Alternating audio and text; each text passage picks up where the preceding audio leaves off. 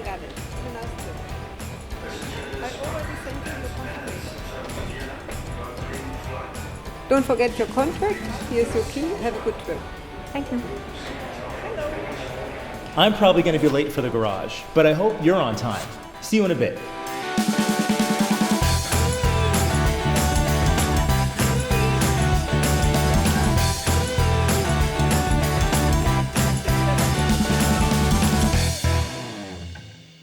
This, ladies and gentlemen, looks like a simple key, doesn't it? But it's also the reason for frustrations and nervous breakdowns. In my case, yesterday, I was at the car rental, and it took me an hour to get this key. And I was asking myself, is this really necessary? Isn't there a way to make this a bit easier, more efficient? Well, let's find out. With the help of our expert, he is from Continental ITS in California. Welcome, Andrew Gerbetz. Hey, Andrew, nice to have you. Chris, thanks. So is there anything we can do to make this a bit easier? Absolutely. So, the great thing about technology is it's always evolving. And one of the great things about our team out in California, we're in the heart of where all the technology is happening in Silicon Valley. So if you remember, sending faxes in the past where you'd have to print something out. It's been a while ago, but yeah, it used to be standard. That's an example of, technology really evolving. Or, for example, me coming out to visit you, getting a printed one of these. I don't really remember the last time I actually had printed tickets. Yeah, you really don't need them anymore, right? No. You're using your mobile phone. Exactly. What we're doing is trying to eliminate the need for you to physically hand off the key, right? So, exactly. So, the rental contract, if we move that to the mobile phone, we also have a way to virtually take this key and put it on your phone as well. We break the key into three major components. So one, you have the physical buttons found on the key fob.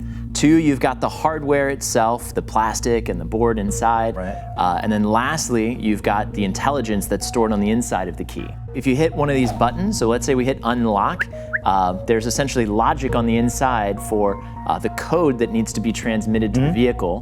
What we've done at Continental ITS is we've taken the physical buttons and we're moving it to your smartphone. Right. We take the hardware and we actually put it into a pretty simple device that can then be installed in the vehicle. This is all you need in That's the vehicle? literally all that you need. Okay. Yep. And then lastly, we store all of the intelligence in our cloud, the Continental cloud. The Continental cloud. Yeah. I have something. Now, this is something you probably don't get to see too often in California, clouds, huh? This is probably the only kind of cloud, actually, yeah. Okay, I get it.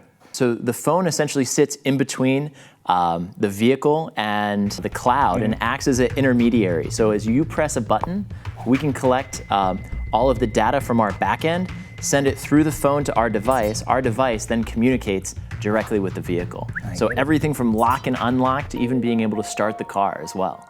Can you give us practical examples? One of the most convenient opportunities for consumers has to do with package delivery. Okay. So frequently, let's say you're getting a package delivered to your home, but you're currently at work. Great opportunity would be to deliver packages directly to the trunk of the vehicle. What we can do is provide temporary access to allow a third-party delivery company to access your vehicle, and with your authorization, you can provide them with that access, and they can deliver something directly to your vehicle, be it a package, maybe it's your dry cleaning, it could even be delivering fuel as well. And when I go on a run, I absolutely despise having to bring both a phone and my keys with me. Oh yeah. It'd be great not to be able to to carry the keys at all, right? Yeah, you know where I put my key? Where? Under the tire. No. Yeah. Ooh. In addition to that, there's also the peer-to-peer car sharing use case. So sometimes when you're parking on the street, you may think, oh shoot, you know what? It's, I'm parked on the wrong side of the street. I need to go move it because I'm gonna get a ticket. But you can't. If I can't get back home, if I'm at work, you can ask a neighbor or ask a family member to go and do it for you. And all you have to do is send them the virtual key through the app, and they can then have temporary access to your vehicle. Absolutely fascinating. So the best thing is this is already available today, right? Absolutely. So to put it in a nutshell, I think we could say that with the help of Continental ITS technology, you guys are putting virtual keys in the hands of people to make their lives easier and more efficient. But you know what? Until then, I'll be hiding this key under my tire. Just make sure it's a Continental. I got you, Andrew. No leaving the studio without a nice picture. Okay, give us that ITS smile from California. 1, 2, 3. All right, that should do.